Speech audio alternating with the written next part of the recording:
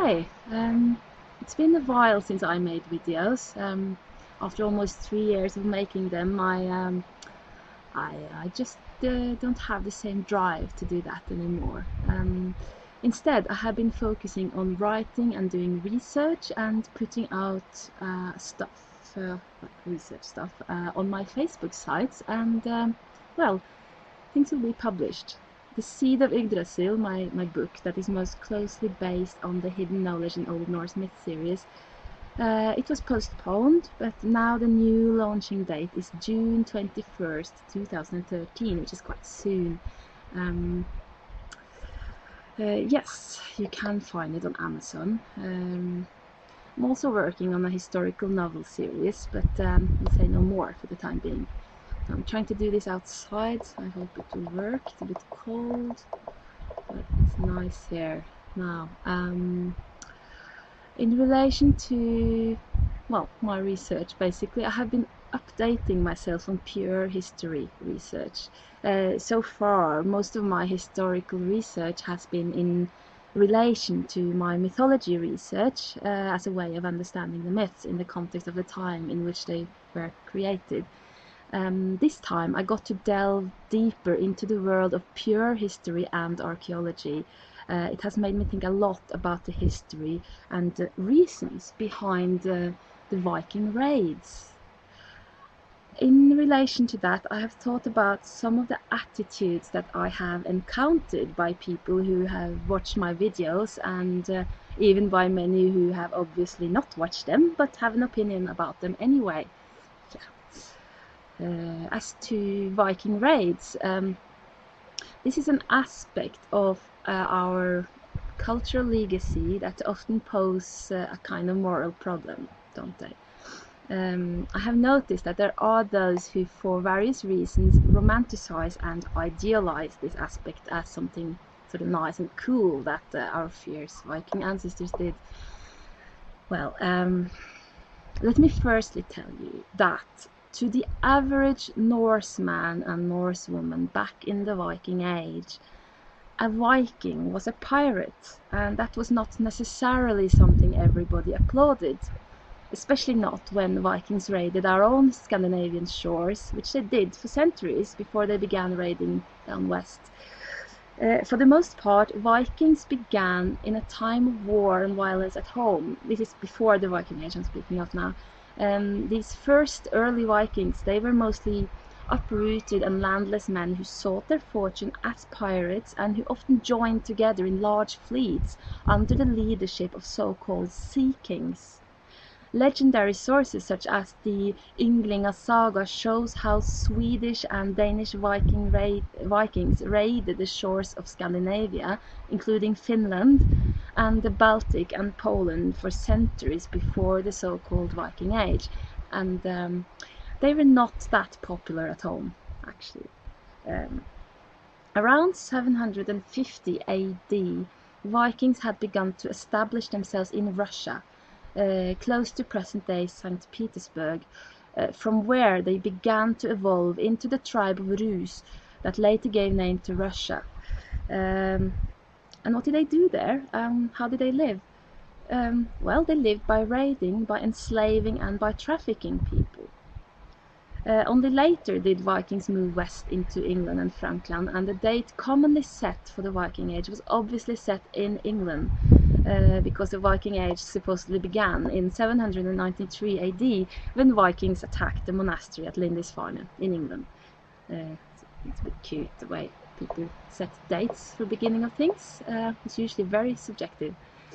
We all like that, so don't blame anyone. Now, Vikings as such were pirates and slavers. As such, they were not very nice people, really. I see no reason to glorify this part of our history. I actually see no reason to glorify anything about history. I think history is interesting in its own right and as a good way of understanding the paths that have led to who we are today and the paths that we no longer follow, and to connect with, the past, our roots. But I do not study or promote history for the purpose of any kind of ideological agenda. However, it does piss me off when I meet a certain attitude that I have met now every now and then, namely the attitude that I should not even be talking about Norse mythology or pagan religions because of what those horrible Vikings did to other people. I'm not kidding. I have encountered this attitude several times over the years since I started sharing my research and thought on Norse myths. It has come from Christians who believe they are coming to be innocent victims of totally unprovoked Viking attacks in the past. And it has come from people who call themselves, shamans and similar, who identified with tribal peoples who have suffered at the hands of white oppressors. And it has come from some nationalist British people who feel that Vikings were oppressing them 1,000 years ago. And thus, because of the Viking raids, these people seem to think that anything that has to do with Old Norse myth and culture must be ignored, and that we should be ashamed of them and never insinuate that they contributed with anything interesting at all. Okay, of course. If you really were to follow this way of thinking, we would have to feel ashamed of more or less everything all human cultures have ever contributed culturally, since more or less every human culture has committed atrocities against other people, both past and present. So take Shakespeare, for example. Everybody adores Shakespeare. Movies and theatre adaptations keep being made over and over and over from his plays. Professors are being paid to study Shakespeare. Conspiracy theories abound about the real identity of the writer. According to the logic presented earlier, you British people must now stop talking about Shakespeare and stop putting up his plays and sit back in shame, because you know what? While Shakespeare was alive, the British Crown actually sanctioned piracy, big time. You Brits went raiding the ships and shores of other people from Spain to America, and you were awful. So forget Shakespeare. He was patronized by exactly the same government that also patronized pirate expeditions. So if we are to dismiss the Poetic Edda, seeing as its poets were patronized by Viking kings, we also must dismiss Shakespeare. And we don't have to stop at Shakespeare. We can move on to almost any culture in the world, almost any time, and find something about that culture that will, by this reasoning, force us to dismiss anything those cultures ever contributed of art, of literature, of music. Forget ancient Egypt and Maya pyramids. Don't you know what those ancient Egyptians and those Mayan people did to their neighbors? They're awful. Not to say the church. You think the church and Christianity ever contributed anything nice when it comes to art or philosophy or architecture or, biblical legends? Forget it. There's hardly any institution ever that committed as many horrible crimes against humanity than the church. And when I hear these accusations coming from Christians, I wonder if they actually ever read their own holy book. Because I have read the Bible from beginning to end several times, and if there was one thing that struck me, it was the fact that we can read page up and page down of stories where the chosen people, the holy people, not only raided other peoples like Vikings did, but actually went in and destroyed them. It is right there in the Bible, described in detail how the people chosen by God killed the men, and all the women, and all the children, and all the animals before they destroyed the entire village with fire and the crops. Sometimes they let the young virgins live so that they could rape them, but mostly they killed them also. And with every such story, we hear the conclusion that all this was pleasing to the Lord. Those chosen people of the Bible far outdid the Vikings when it came to cruelty and violence, and they had God on their side. Yeah, and we can move on. You think the Vedas of Hinduism, or Buddhism, or Zen, or Taoism are interesting and perhaps even spiritually elevated legacies of the East? Forget those. They all sprang out in societies that committed terrible acts against other people. They did. Do you see what I mean? Now, if you happen to be a Assam Bushman or Sami or Australian Aborigine, you might have reason to feel extraordinary noble and proud of your heritage, but for the rest of us, we would never, ever, ever survive any close scrutiny, whether we are black or white or something in between. We're all descendants of people who did bad things to others. So there's not one of us human beings, no matter where in the world we come from, who would have much left if we were to sit back in shame over the terrors committed by our ancestors, or for that matter by the governments that rule us to this day. When I sometimes commit the great error of looking at the comment sections of various videos or articles on the internet, I see how people from absolutely all over the world, all kinds of legacies, they keep putting themselves up on their high horses while attacking other cultures for various crimes. Everybody are doing the same thing. And I wonder when everybody are going to realize that if they begin to study a little history, they will soon enough realize that absolutely everybody have skeletons buried deep, and that we are all, as cultures, guilty of various crimes. It is ridiculous, as far as I'm concerned, and it is utterly ignorant to sit there and say your culture did this, because it can always be thrown right back at you. Now, that's my little speech of outrage is finished. I will return to the Vikings again. Okay, so I do not glorify Viking raiders, but as an historian, I think it is important to place those raids within a more updated historical perspective, and I thought this even more important than before after I saw the History Channel TV show called Vikings. Now, I'm not going to be a grump and a Grinch. I will try not to, at least. I mean, I enjoyed the series. I really did. There were some parts of it that were excellently done. It was a good story. Ragnar Lodbrok is hot. His brother is nasty, but he's kind of hot too. And, okay. I got a bit distracted now. Okay. Well, okay, anyway. I think I've also been starved for series and movies about this era. The idea that the legendary character of Ragnar Lodbrok was the first to lead the first Viking attack in the West is fiction, but it's good fiction. I understand that this is a fictional TV series made for entertainment, and I do not require historical correctness. Besides, there are lots of things about this time that are impossible to say for certain, and thus imagination must be applied. That's fine. There may have been some parts, especially regarding their religion and mythology, that I might have presented differently, but that's okay. These things are always open for interpretation anyway. Nobody have the exact correct answer to these things.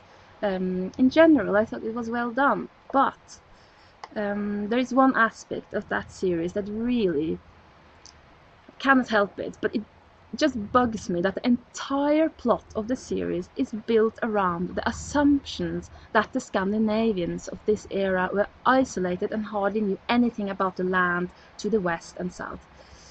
The series also presents these first early Viking raids as nothing but random attacks with the sole purpose of plunder.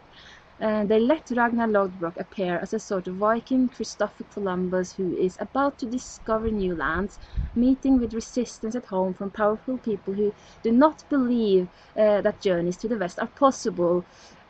I mean, the whole plot is made on this assumption that Scandinavia was isolated. And I want to tell those of you who may think that the series depicts the truth in this regard, that historical and archaeological research done, at least in Scandinavia for the last few decades, have proven this attitude to the isolated barbarian Vikings and their mindless reasons for raiding quite wrong.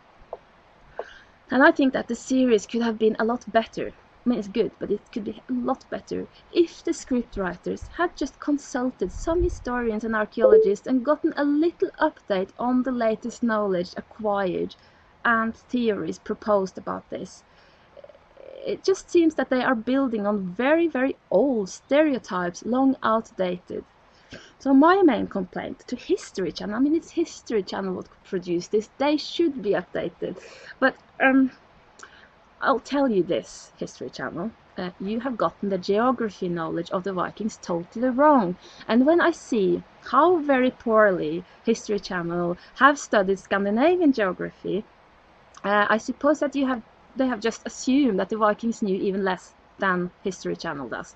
Because, okay, I understand that the producers of the series are directing themselves at Americans, but they should perhaps also bear in mind that anything they do, will be watched by millions of Scandinavians. We watch the stuff made by American producers, and I ask those producers if they really want us to laugh at them, because we do, you know. Is it like calling a Viking Age town Kattegat, for example? Really? Okay, you only need to take a quick Google check on Kattegat to realize that this is the name of an ocean in between Denmark and Sweden. It's an ocean.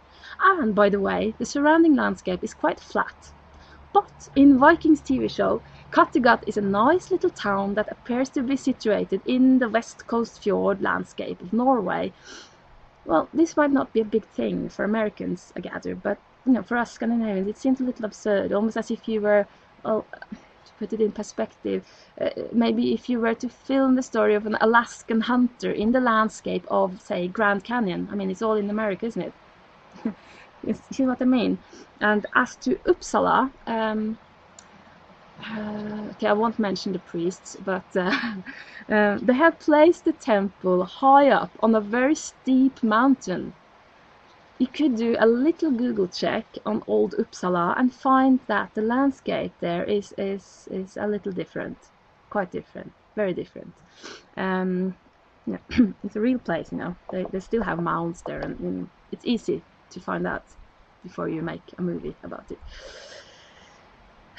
Oh well, I will leave it there. The main point is that the Scandinavians of this age knew a great deal more about the geography of the world than the makers of the TV show do. Scandinavians have been actively and consistently in touch with the rest of Europe and beyond for a couple of thousand of years. And there was constant activity back and forth between the southern and northern part of Europe for hundreds and hundreds of years before the Viking Age began. We see this proven in archaeological finds from the Bronze Age and into the Viking Age. Trade abounded. Scandinavians went south and east and west with their ships, and whole tribes of Scandinavians or their descendants emigrated to the continent and yet kept in touch with their homelands for hundreds and hundreds of years after they left Scandinavia. Some of them even returned to their homelands after 3 centuries of living abroad. In fact, even the earliest written accounts of Scandinavians show us that they were a traveling folk in contact with the continent. And I will tell you briefly of the earliest written account we have. We find it in Herodot's Histories, written some 2,400 years ago, that is during the 5th century BC. Herodot speaks of Hyperborea, the land beyond the north wind, that is Scandinavia.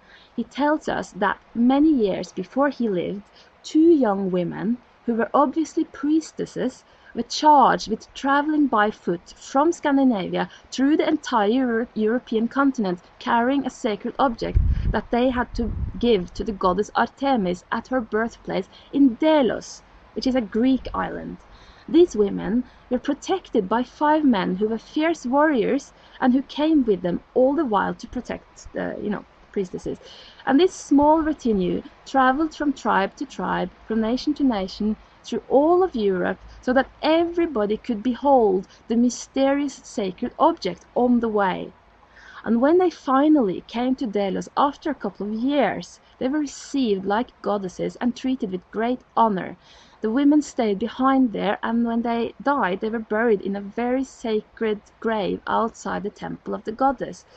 And this, Herodot tells us, had happened before, and there was another and older grave of 2 women who had made the exact same journey from Scandinavia to Delos with a holy object.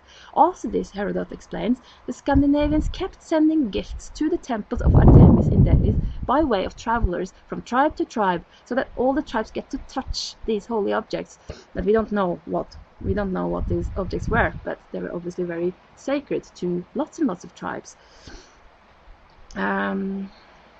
And the other story Herodot tells us regarding Scandinavians living BC was of one man called Arabis, who had traveled all around the world. So you see, these very earliest tales of Scandinavians tells us of people who traveled and who kept in touch with other tribes and nations all over the continent of Europe. Um, and all the sources that follow after this keep speaking of the same thing. Scandinavians were actively engaged both culturally, economically, and militarily with other people, and this was a situation that never stopped. Trade routes and sacred routes of pilgrimage were maintained for hundreds, if not even thousands of years. And then they became Vikings. Why? Let us begin with a quote from the Norwegian archaeologist Bjørn Myhre. He states that the Vikings, they were not ignorant barbarians. They knew exactly what kind of military and ideological pressure they were up against. You see, whenever we hear of Vikings in mainstream media, we are presented with the idea of completely unprovoked attacks by ignorant barbarians who performed acts of cruelty and sacrilege more or less for the fun of it and, for profits. And this is a stereotype that needs to be seriously revised. Because as mentioned just now, they were actually up against something. They were up against a military and ideological pressure. And this is what the creators of Vikings TV show have totally missed out on. For the last few decades, more and more historians begin to agree that the first Viking attacks were the direct result of Christian provocations and a very real threat against Scandinavian culture and religion, and a means to secure ancient and very important international trade routes. They had also gone west a long time before the Viking Age. Many English people descend from so-called Anglo-Saxons. Do you know where they come from? Denmark. The Angles came from the peninsula called Jylland, as you tend to say in English, Jutland, or Jutland, or I don't know how you say it, but that's how it's written anyway.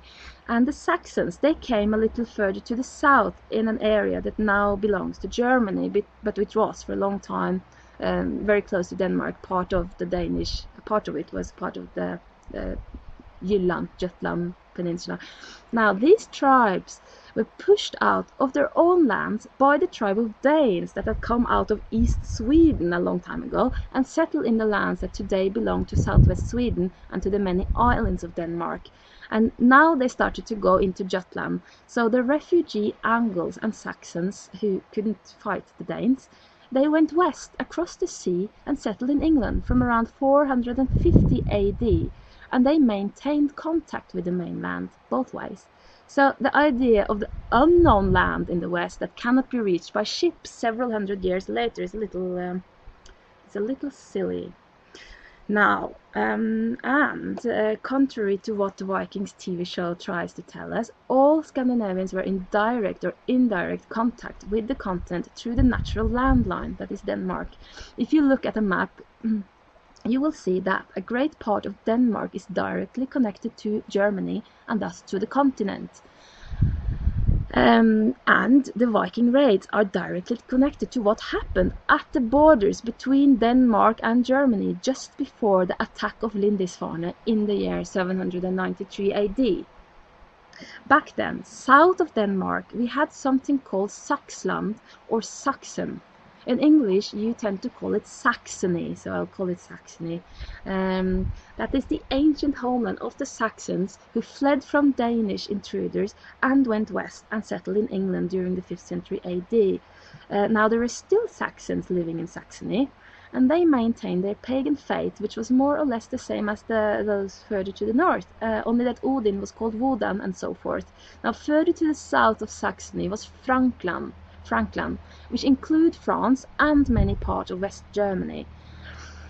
The Franks had become Christians a while before that, and their kings had become very, very aggressive and very violent missionaries for the Christian faith. In the year 734 AD, they pillaged Friesland, which is more or less the same as the Netherlands and very close to Denmark and Saxony. Yes, they went into Friesland, they pillaged, they killed the chiefs, they forced the population to convert to Christianity before they took over their land and made serfs, slaves, out of the surviving natives.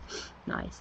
The Danes lived close enough to see these events and to understand the danger of Frankland expanding so close, and they began building various military posts even that very same year. Yes, 734 AD, the Danes began to build canals and palisade defensive systems in the sea.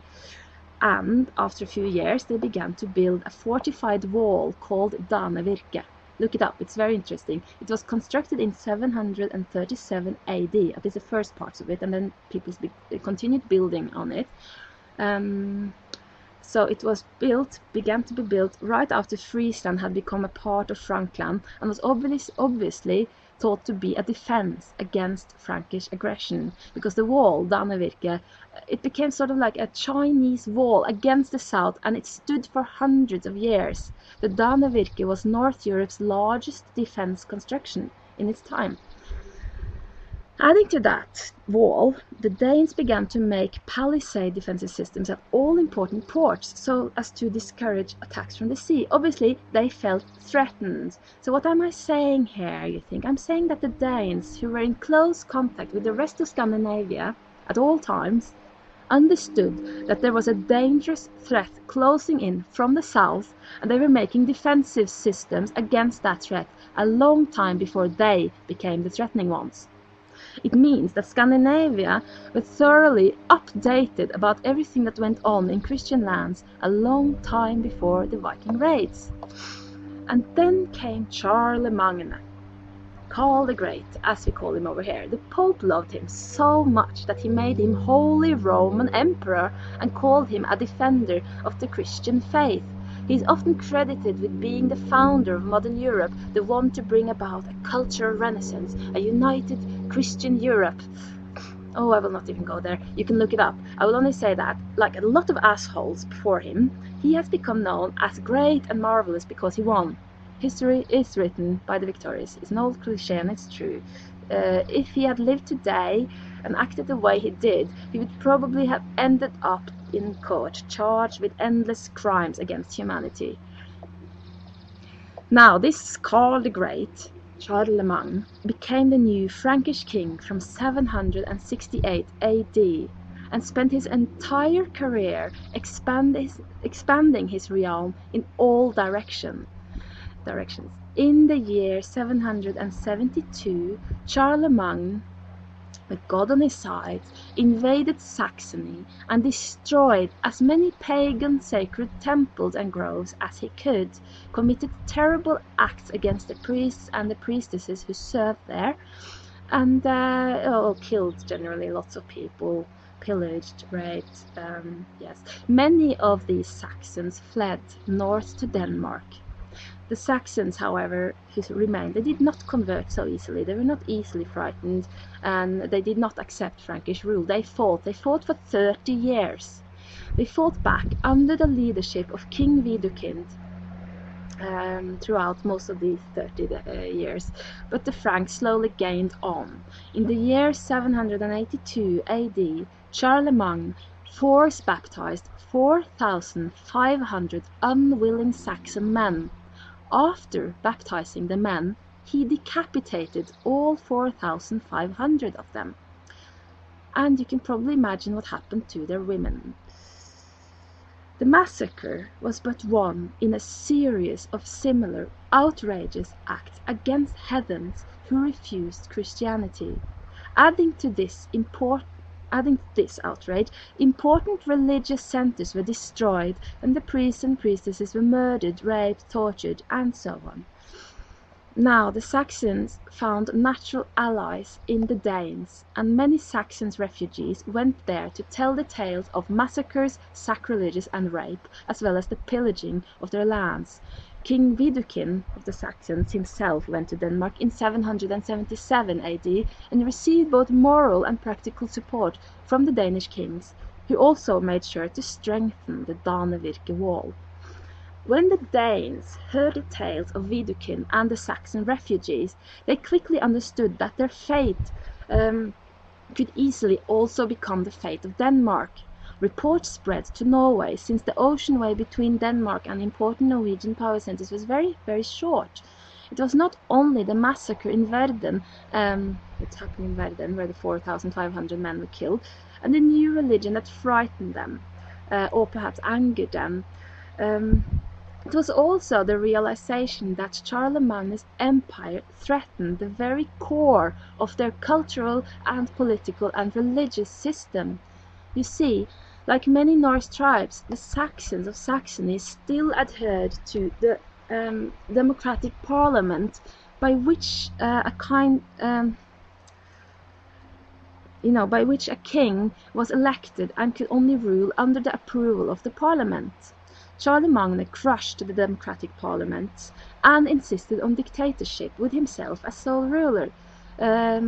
He also stripped all Saxon men of their lands and put his own men there instead, and made serfs and slaves out of the force-baptized native populations. All pagan worship was forbidden, and all heathens and heretics were killed. And even those who were baptized were often killed, because you know how our noble defender of the Christian faith financed his armies and constant military expeditions in the name of Christ? Why, he financed them by letting the soldiers take spoils. That is, by letting them rob and pillage and enslave the natives that they conquered. Nice. And do you really think that this went unnoticed by the Scandinavian populations at the time? Of course not. The Danes, they had first seat to the spectacles and received Saxon refugees in abundance for 3 decades on end. Even before that, they knew about what was happening. The Norwegians and the Swedes, they were in constant contact with the Danes. They knew what was happening. They also held a lot of old trade routes and were used to trading with the rest of Europe, but now laws had been introduced by the glorious Charlemagne that prohibited Christians from trading with pagans, which meant that suddenly Scandinavians were cut off from trade routes that they had known for centuries already.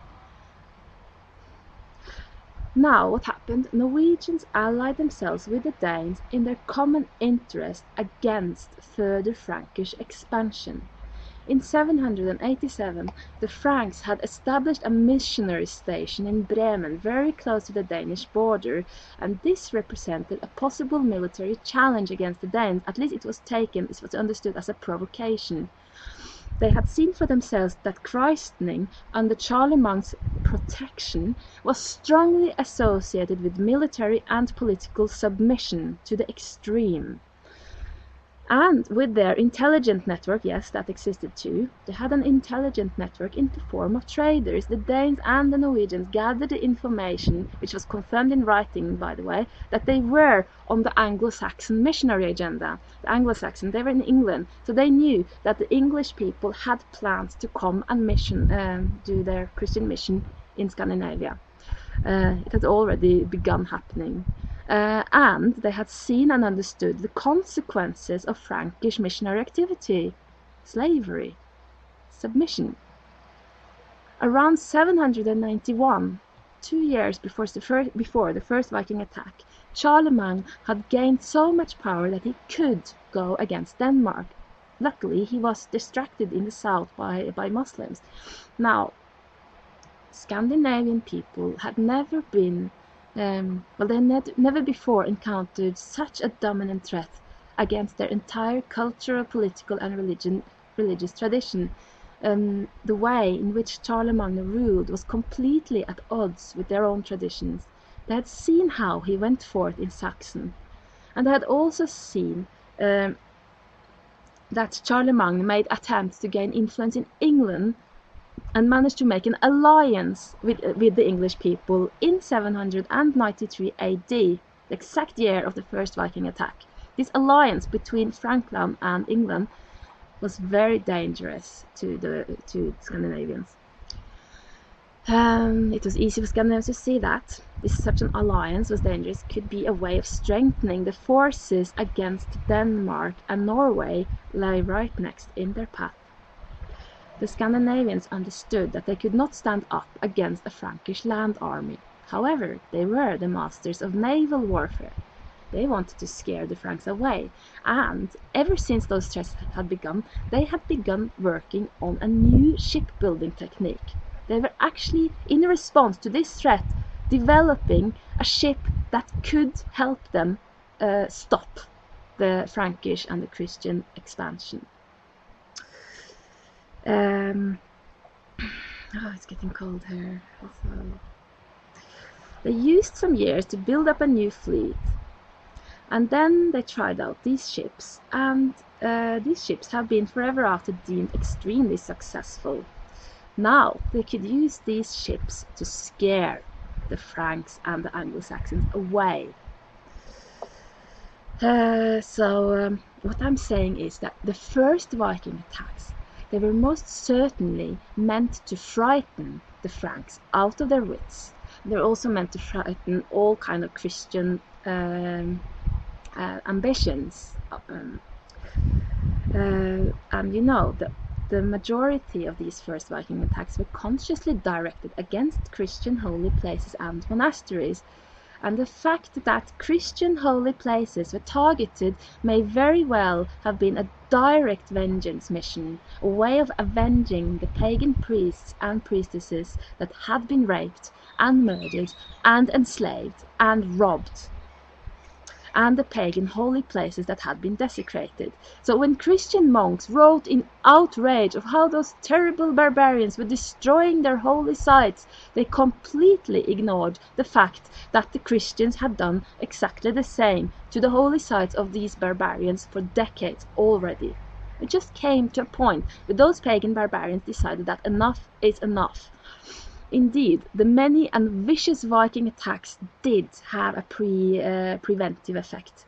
They showed the Franks and the English what kind of revenge they could expect if they tried to advance further north.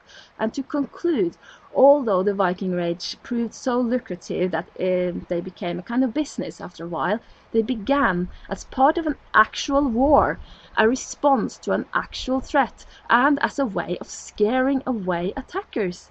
I do not glorify their piracy, but I would say that the Viking raids began as a totally understandable way of defending their countries against unprovoked aggressions from Christians. And so I wish that those who made the Vikings TV show had been aware of these aspects of the Viking Age. They could have made such a much better plot just by being a little more historically accurate. But hey, it's a good start. Let us hope to see more. Let us hope that some movie producers begin to see the amazing dramas that real life history can offer. Now, thank you.